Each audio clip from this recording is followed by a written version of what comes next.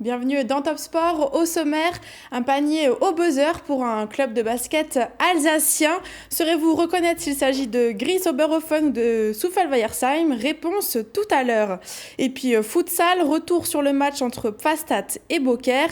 Et comme vous pouvez le constater, notre équipe est restée au chaud ce week-end, hormis pour le derby entre Haguenau et Mulhouse en National 2. Et enfin, quelques pépites sur les réseaux sociaux, petit avant-goût avec ces maillots de Noël. Ça vous ira très très bien, je suis sûr, sous le sapin. Et on va parler tennis dans cette émission avec Jérôme Fechter. Bonsoir. Bonsoir. Vous êtes le nouveau co-directeur des internationaux de tennis de Strasbourg, les IS. C'est un tournoi évidemment qui a lieu au mois de mai, mais ça se prépare dès maintenant. C'est déjà beaucoup de nouveautés déjà sur le feu. Ah oui, c'est un travail d'une année complète. On est déjà en train de préparer toute la partie, on va dire, extra-sportive dans un premier temps. Le plateau des Jeux sera annoncé un petit peu plus tard, mais on est sur le pied de guerre déjà maintenant. On va parler des préparatifs et des nouveautés de cette édition en 2020, tournoi dont bien sûr Alsace 20 est partenaire également. On va commencer, Marine, avec un Alsacien qui aurait pu devenir champion du monde ce week-end, c'est Yvan Muller. Le final du championnat de WTCR, c'était en Malaisie. Oui, ça se passait donc ce week-end et l'Alsacien était troisième au classement avant l'épreuve finale qui se joue en 3 courses. Dans la première course, le Français était parti 16e, il a réussi à remonter jusqu'à la 6e place à l'arrivée. Deuxième course, il part cette fois-ci 13e. Yvan Muller est déjà à la 5e position avant même d'avoir bouclé le premier tour. Mais ce beau début de course va vite être interrompu. Regardez ces images, il est en bleu sur les images. Il va être percuté par Katzberg qui lui fait une tête à queue. Et il s'agit d'un coéquipier de son concurrent direct. La course va donc être remise à plus tard, mais cette altercation entre les deux véhicules va casser le rythme d'Yvan Muller, qui terminera finalement 3e. Déception pour le pilote alsacien. Pour lui, l'accident est intentionnel et il a changé la donne durant cette finale. Ce n'est donc pas cette année qu'Yvan Muller remportera son 5e titre de champion du monde de WTCR, Mathieu. Ouais, il termine donc, il reste 3e sur le podium, comme quoi même le sport auto, c'est un sport d'équipe. Mais en tout cas, effectivement, manœuvre, j'allais dire pas fair play, le mot est faible.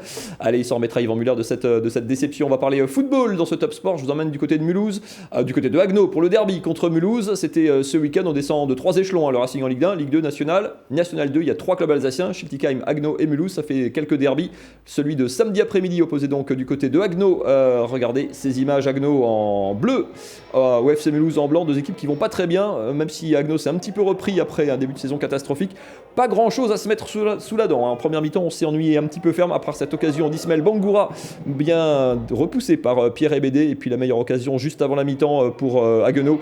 Mais Aïef ne cadre pas sa frappe. À part ça, vraiment pas grand chose. C'est à peine mieux en seconde mi-temps, même si c'est Haguenau, contrairement à la première période, qui a un petit peu plus la main et la mise sur le ballon. À midi, à côté également, c'est toujours pas cadré. Et à un petit quart d'heure de la fin, ce ballon en profondeur qui profite in extremis à Idrissa Souma qui ouvre le score pour Mulhouse. Mulhouse qui croit tenir enfin un nouveau succès en championnat. Mais à 3 minutes de la fin, l'inévitable Nigel Solvay, le buteur des FRH, égalise et arrache l'égalisation. Plutôt logique au vu du match, mais dans les toutes dernières minutes, il a la balle de match au bout du pied. Malheureusement pour lui et pour Haguenau, ça ne passe pas, on en reste un but partout. Vous voyez, les clubs alsaciens, c'est pas brillant au classement. Mulhouse, le promu, est pourtant le mieux loti avec 14 points. Catastrophe pour Schiltigheim, 5e revers consécutif du côté de Saint-Maur. Les voilà quasiment à égalité de points avec les relégables. Haguenau est toujours avant-dernier. C'est pas brillant pour les footballeurs alsaciens, Marine. On va parler désormais basket avec la 10e journée de Pro B. Gries, invaincu à domicile dans sa Forest Arena, affrontait Denain. Regardez sur les images, Denain qui est en rouge, qui fait partie de la première partie de tableau. Et ce sont donc eux qui font une bonne entame de match. Gries n'est pas dedans. Les Verts perdent beaucoup de ballons, ils sont en manque d'adresse et sont donc logiquement menés 24-13 à la fin du premier quart-temps. Et vous le voyez, ça chauffe pendant les temps morts du côté alsacien. Ça se passe un peu mieux dans le deuxième quart-temps. Le spectacle est plus au rendez-vous à l'image de ce dunk de Bruno Singala-Mata. Gries peut aussi compter sur l'adresse de ses 2 recrues espagnols, Saul Blanco et Joseph Franch, qui est meilleur marqueur grissois en fin de match avec 22 points. Mais Denain mène 53-42 à la mi-temps. Au retour des vestiaires, les nordistes imposent leur rythme à nouveau grâce notamment à leur intérieur jamaïcain Tyran de Littebaudière qui marque 33 points. C'est quand même juste le tiers des points de son équipe. Gries est mené de 21 points à la fin du troisième quart-temps, 57-78. Et ils n'arriveront jamais à revenir. Défaite 76-98, la première de la saison saison pour les Grissois. Écoutez la réaction de leur entraîneur à l'issue du match qui était un petit peu en colère. Je suis pas sûr qu'il y ait grand chose à dire après un match comme ça. Leur crier dessus. On va se voir ensemble. Moi j'ai toujours dit les images ne mentent pas. C'est la première fois que ça, moi en l'occurrence en 5 ans que je suis ici, c'est la première fois que ça m'arrive. C'est voilà, un petit sentiment de honte après ce qu'on a fait là. Moi j'ai honte du basket qu'on a développé en fait. Ludovic Pouillard, toujours sans langue de bois. Et alors, si Grise fait un petit peu la grise mine, par contre, du côté de Souffle, Marine, tout va toujours formidablement bien. Oui, ils étaient à Nancy ce week-end. Et l'action du week-end de la Pro B entière, je crois qu'on peut dire ça, c'est celle de Johan Staten. Un panier au buzzer que vous voyez là. Alors, on va se refaire rapidement. Le match, Souffle en rouge est mené de 13 points en début de troisième quart-temps. Mais grâce à un 18-1, ils prennent les commandes avant l'entame du dernier quart-temps. Il va rester alors une petite minute à jouer et Souffle mène de 6 points seulement. Mais comme toujours en basket, rien n'est joué, même s'il reste que quelques secondes. Nancy récupère une balle et va enchaîner avec un 7-0. 2 pénétrations ensuite, la première ici dans la raquette, la deuxième du même joueur, du même côté du terrain. Cette fois-ci, vous allez le voir, elle ne va pas rentrer, mais elle est suivie. Voilà, le rebond. Les deux équipes sont alors à égalité. Il reste 5 secondes à jouer. Et Johan Staten attaque alors le panier à son tour. Et bien qu'il y ait 2 défenseurs, il marque et permet à son équipe de gagner le match. C'est donc un super bilan pour Souffle. 8 victoires pour 2 défaites pour l'instant, pour le promu, qui est donc actuellement leader ex-aequo avec Blois. Et puis Grise, dont on parlait tout à l'heure, qui est actuellement 12e au classement. Tout va super bien pour Souffle et pour le club alsacien aller en Pro B. On va parler tennis avec Jérôme Fechtin, notre invité. Tout va toujours bien ? Très bien. Vous avez présenté aujourd'hui à de nombreux partenaires la nouvelle mouture un petit peu des internationaux de Strasbourg, qui était la propriété de Denis Eglen. Ça, c'est un petit peu de sa société. Il a, comme on dit, ouvert le capital. Il y a une équipe de 4 Alsaciens désormais avec Pierre Hugerbert, le joueur de tennis, avec vous notamment. Comment se prépare cette édition 2019 Un tournoi, 2020 plutôt. 2020, ouais. Un tournoi de tennis, il faut rappeler que ça permet quoi, cette ouverture d'ancrer un peu plus le tournoi de manière locale, parce qu'un tournoi de tennis, il faut rappeler à ce niveau-là que ça s'achète, ça se vend, ça se délocalise. Là, c'est une sécurité pour l'ancrer à Strasbourg. Alors, on est 4 Alsaciens, donc logiquement, ouais, on veut vraiment le garder chez nous. Ça, on est relativement sûr de ça. On est aussi très fiers que Pierre Hugerbert ait rejoint l'aventure. C'est le meilleur joueur alsacien aujourd'hui en activité. C'est peut-être un des meilleurs, des plus beaux palmarès du tennis français, en double en tout cas, puisqu'il a gagné à peu près tout ce qui peut se gagner. Donc voilà, donc on prépare ça activement, avec pas mal de nouveautés pour l'année prochaine, et on veut ouvrir le tournoi à tous les publics et à toute l'Alsace. Mais justement, quel va être le rôle alors de Pierre Hugerbert ? Il va avoir un statut un petit peu particulier ? Alors pour l'instant, son rôle, c'est surtout de gagner des tournois et de jouer dans le monde professionnel. Ça, c'est son métier, c'est son premier métier. Par rapport au tournoi des IS. En fait, il va avoir un rôle d'ambassadeur pour nous, parce qu'il a un rôle d'influenceur auprès des autres joueurs de l'ATP, des filles de la WTA, où il peut faire venir aussi des championnes. Voilà, c'est auprès des instances fédérales. C'est quelqu'un qui baigne dans le haut niveau. Nous, on n'y est pas. Enfin, moi, j'en suis sûr. Denis Eglen, lui, y était. Voilà. Donc, c'est quelqu'un de très important qui aura son rôle de ce côté. Faire venir des joueuses dans un tournoi, parce que c'est de ça qu'il s'agit. Ça se fonde aussi là-dessus, parce qu'évidemment, dans certains cas, il faut les payer. Ça peut aussi être du relationnel, du feeling, de l'humain, tout simplement. Ça peut être basé là-dessus. Oui, bon, on n'est pas dans un monde de philanthropes, bien entendu. L'argent est une part importante, et c'est tout l'enjeu du tournoi, c'est de continuer à grandir pour pouvoir attirer les meilleures joueuses, c'est-à-dire les payer. Mais effectivement, les tournois ont des réputations, et Strasbourg a une excellente réputation dans sa catégorie, un des meilleurs du monde, et on veut vraiment faire du tournoi le meilleur du monde, et un rôle de Pierre Hugues comme ambassadeur peut contribuer aussi à cette dynamique-là. Alors pour l'instant, il n'y a pas encore eu d'annonce en termes de nom de joueuse. Quelle serait peut-être la meilleure nouvelle, le meilleur arrivée pour vous pour le prochain tournoi ? C'est Noël, vous pouvez vous lâcher là, votre rêve. On n'y est pas encore, parce que c'est encore un peu tôt. Même les joueuses elles-mêmes ne savent pas encore, elles n'ont pas programmé leur saison, donc c'est impossible à ce stade d'annoncer quelqu'un. Mais forcément, on a quand même une équipe française qui vient de gagner la Fed Cup. Ce serait formidable de pouvoir avoir à Strasbourg, parce qu'on aura la Fed Cup physiquement présente à Strasbourg. Le trophée. Le trophée. Ce serait formidable d'avoir la présence de l'équipe qui a gagné déjà au Grand complet. Sur les Donc, Françaises, pardon, on peut travailler un petit peu déjà, comme c'est comme des filles, forcément, où le relationnel, le contact est peut-être un peu plus facile. On peut quand même faire passer un peu le message que ça serait vachement bien d'être à Strasbourg au mois de mai. C'est possible, ça se fait. C'est ce que je suis en train de faire, je crois. Non, mais oui, forcément, on est déjà en contact.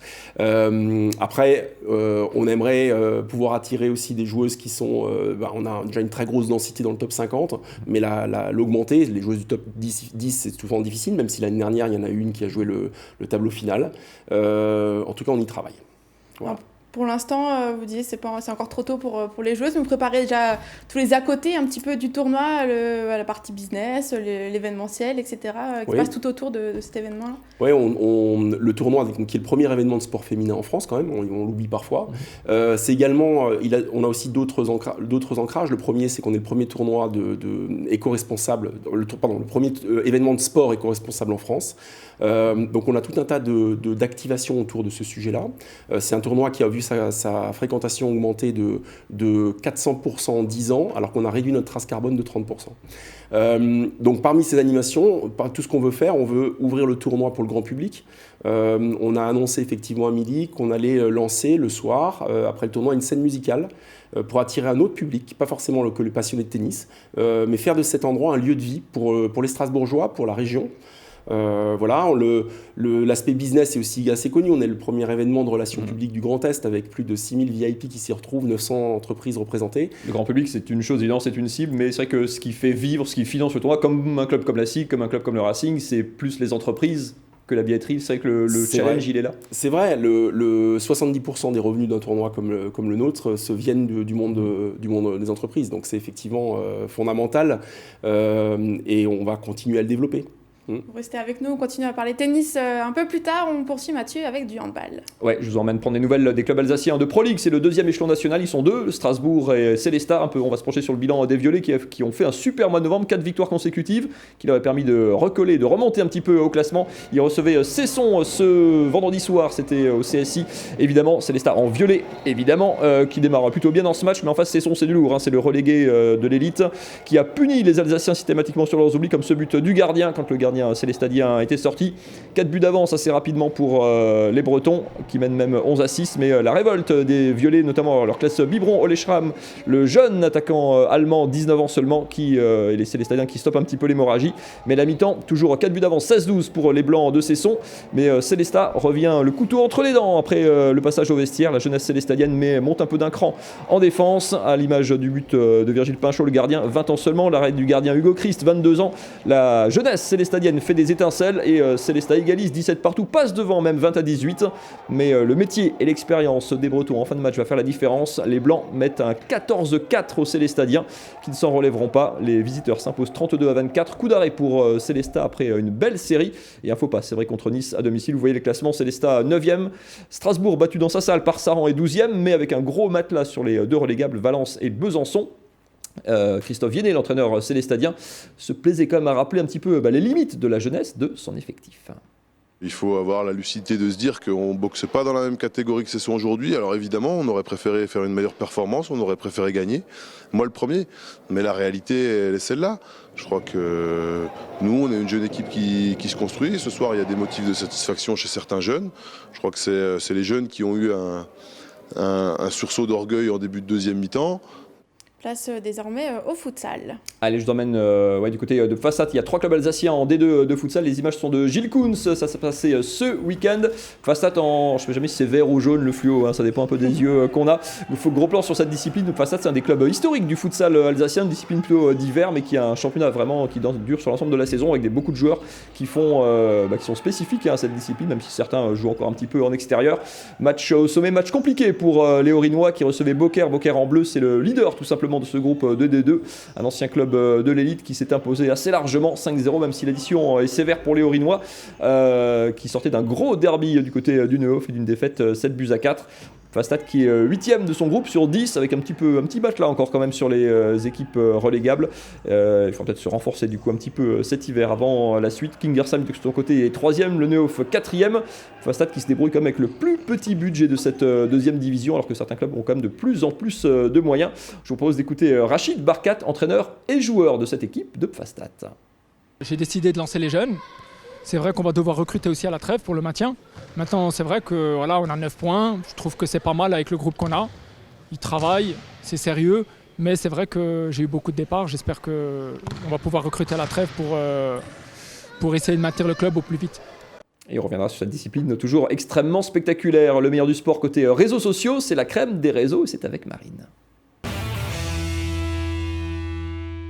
En Noël, c'est bientôt. La plupart des sportifs alsaciens s'y sont mis. Regardez les Sigmen qui arboraient un maillot spécial pour les fêtes. Et bien après eux, ce sont les Scorpions de Mulhouse, les hockeyeurs qui ont suivi avec un maillot aux couleurs locales. On peut apercevoir des Bredala, le temple Saint-Étienne de Mulhouse et puis l'hôtel de ville également. Alors avis aux amateurs, les maillots seront mis aux enchères. En parlant de Noël, Sébastien Loeb, lui aussi, pense à vous avec des idées cadeaux. C'est sa propre boutique. Oui, c'est ça. Alors, on peut y trouver différents vêtements, accessoires aux couleurs du pilote.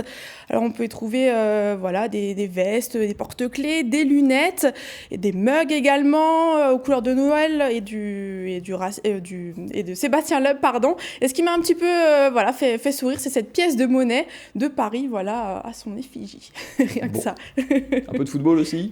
Oui, alors c'était juste pour vous rappeler que eux, c'était aussi mis à Noël, c'était les joueurs du Racing avec leur boutique officielle. Et puis, vous le voyez, regardez ces images des pulls, écharpes et bonnets à l'effigie du club. C'était quand même un peu plus sympa que les couleurs sobres de Sébastien Loeb. Très bien, Jérôme Fechner, vous qui êtes fan du Racing également, avec le pull de Noël du Racing. Parfait.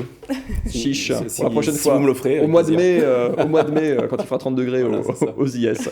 Du foot toujours, Marine, mais côté vestiaire cette fois-ci. Oui, alors on connaît souvent les chants, après la victoire forcément, dans les vestiaires, qui sont souvent partagés sur les réseaux sociaux. Et bien cette fois-ci, ce ne sont pas des adultes qui les ont partagés, ce sont des jeunes, des U15 de Mutzig, qui n'ont pas caché leur joie. Regardez. À coup de gainage, on les déménage, petit mais costaud, on n'a jamais chaud, on est reparti, avec les 3 points, et on leur dit, l'année prochaine, et bonne année, et bonne santé, joyeux Noël. Alors, comme quoi on apprend à fêter la victoire dès le plus jeune âge. On passe désormais au cyclocross avec un membre de l'équipe de l'Ice Bike Cross Team de Rixheim qui a remporté ce week-end la Coupe de France Junior en Normandie. Alors il s'appelle Hugo Anani. J'en ai profité pour jeter un petit coup d'œil à son compte Instagram. Alors il partage comme tout le monde des photos de compétition. On peut voir des chutes en photo mais aussi en vidéo. Regardez.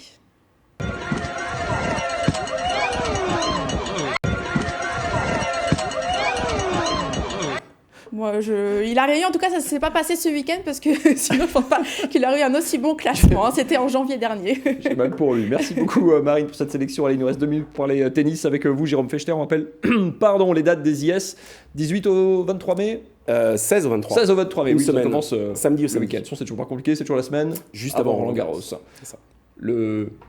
La raison d'être du tournoi, c'est toujours de coller, d'être 100% Roland-Garros compatible. C'est un argument pour attirer les joueuses, même balle, même surface. Ça, c'est vraiment un soin auquel Denis Negen, avec qui vous travaillez, avait tout de suite mis le curseur très très haut en termes d'exigence de qualité. Et c'est toujours le même, c'est-à-dire c'est un vrai tournoi de préparation pour les filles juste avant Roland. Et donc on leur offre les conditions absolument parfaites pour se préparer, souvent bien meilleures qu'elles ne pourraient trouver à Paris, parce que toutes ne peuvent pas jouer à Roland. Elles sont parfois exilées sur d'autres clubs. Et donc là, on a vraiment les conditions idéales pour elle. Qu'est-ce que l'homme de tennis que vous êtes, la touche que vous êtes dans le giron des IS depuis quelques années, mais quand on vient avec plein d'idées, avec plein de projets, quand on va être au contact des joueuses comme ça, quels sont les petits plus qu'on peut mettre pour donner aux joueuses, pour les mettre vraiment dans les meilleures conditions?